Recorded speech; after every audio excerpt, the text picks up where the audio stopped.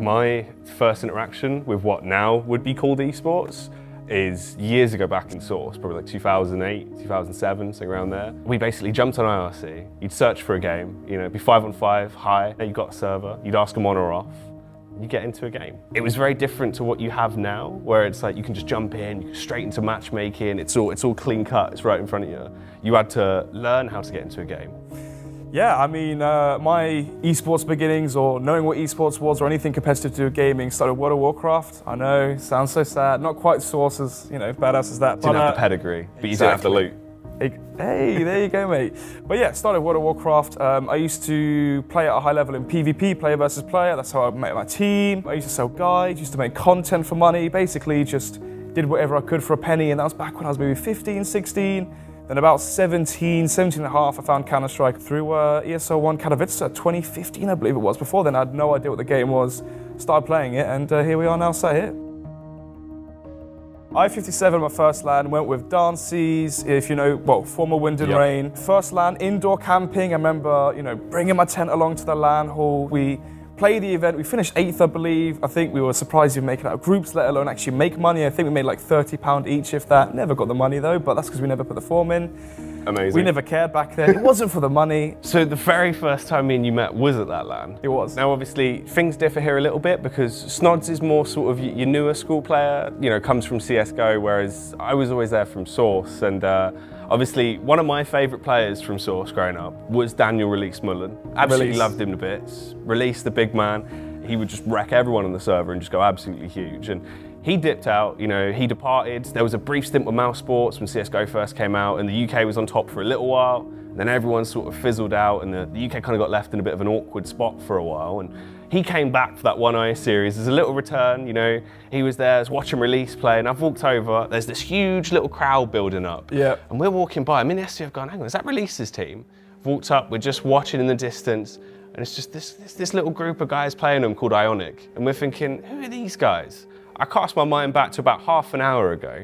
I'm sitting there on this little chair. Snodz walks by, no idea who he is, just comes up to me and just goes, do you know who we're playing next? And I've just gone, yeah, you're playing Release's team. I was just like, good luck, mate. He's literally just gone, Release? The fuck is Release?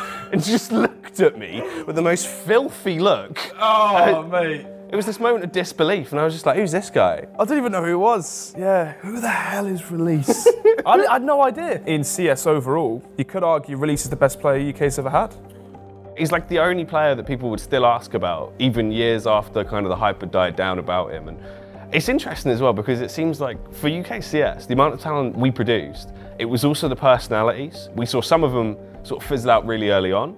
Some of them did actually put a lot of effort in, but through no fault of their own, they kind of transitioned away. And that was like with Mouse Sports back then, because that was supposed to be the big one. Everyone expected the Mouse Sports pickup to carry on for ages. You know, you had the team ready. Obviously a Nexus as well, when it was Rattlesnake, Hudge G. They were just demolishing for the first few months of CSGO. Easy skins as well later on of Hudge G and Weber and Rattlesnake. Yeah. And it all fell short ever since 2015.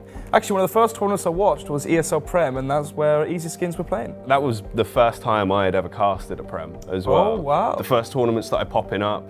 You had that to get involved in. Teams were actually jumping in, they were playing. There was a bit of a buzz around it. The online qualifiers back then were a lot more grueling as well. I remember the Prem qualifiers were crazy. Everyone went on for a while. Exactly. You put in a grueling effort. You eventually qualified to the Prem if you were able to, you know, get through it, and it really was the cream of the crop back then for UKCS. Eventually, if you made it to the LAN finals, that was hype, because there were so many players that hadn't played on a big stage in forever. And especially a big stage you're walking into, it's not BYOC. You've not got, you know, all your stuff where you're just walking in with a keyboard and mouse, you config on a USB, and the will to win. And that was what was actually cool to see again. You know, UK esports got a little bit of a boost. Being the best in the UK isn't good enough anymore. You have to be the best globally, the best within Europe as well. They have to have their aspirations set high. Yeah, well, you look at it as well, and it's not like we're not good enough, because we're in a position now. You think about the current Endpoint roster, the fact they were, with Shiki, one game away essentially from almost qualifying to get themselves into a spot to push into a minor. Close qualifier, yeah. You know, they were pretty close. That's actually the furthest we've got in a long time, and it's the fact that they are a good team.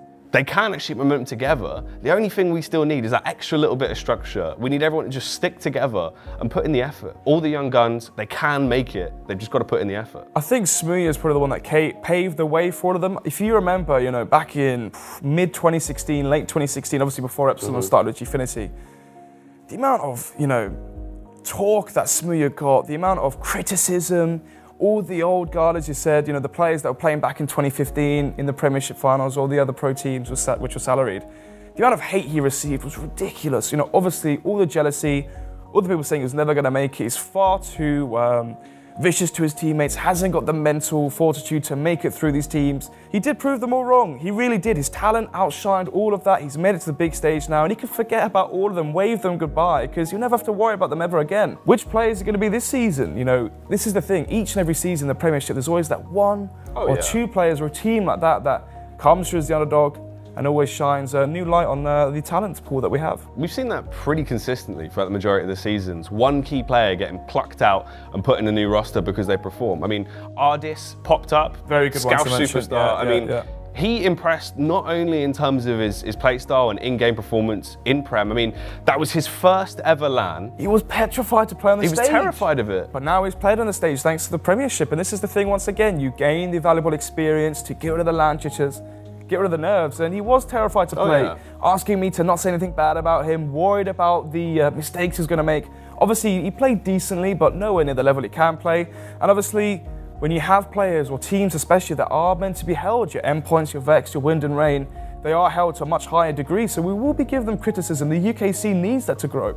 Yeah, and that's true, and that's sort of the fact where Ardis after that, I mean, what? We saw him get picked up for gamers. It's a good point to bring up gamers. Eccles, obviously, he is right now, apart from Smooya, the second highest salaried player in the UK. Would you believe it? Academy Eccles. And it took him 1 year, precisely what, year and a half, 14 months later, he's now salaried a full-time wage, playing for Fnatic Academy, and he's the second highest salaried player in the UK. In terms of getting into casting, it is just sort of a standard transition. I think in the UK, it's actually a little bit more streamlined for newer people. 100%. Epic LAN is always the place to start in terms of an event you can just walk into because it's worth it. Go play, you're going to meet everyone, you're going to quickly learn who the characters of the scenes are, who the big names are, and everyone's really friendly. No one's, you know, not going to try and help you. They will push you in the right direction at that sort of local level. You can cast there. It isn't going to be paid, but it's your first break. That is where you get your start. You move on from that. You go to an ice series, you know, you do the online qualifiers, you do the LAN event stuff, and it is going to be a grind. You're going to be up for a long time. You know, all those games that are going to be played by the players, just as long as that schedule is exactly what you're going to be mapping as a caster. You have to do the same thing and go through, but eventually you'll get a break from there. You know, you might get a message from someone from ESL UK and they'll go, look, we've seen your stuff. Do you want to come down to the studio? You'll do your first week of Prem, and that's sort of where you get a feel for it, because it's very different. You know, your first week of Prem, you walk in, you've got a producer now, you're just sat there. It's just you and the mic and the game, and that's it. All you've got to do is cast. There's no more things to worry about, and that's where you sort of realise what that role actually is and what you're going to find. And from there, it's just keeping yourself out there. Look for online work. If you see an open IP on HLTV, cast the game, get involved. If you want to do it, you're going to have to put in the effort, but it's not going to be a quick affair. You're looking at a good year and a bit of time you're going to have to put in before you see a return. Yeah.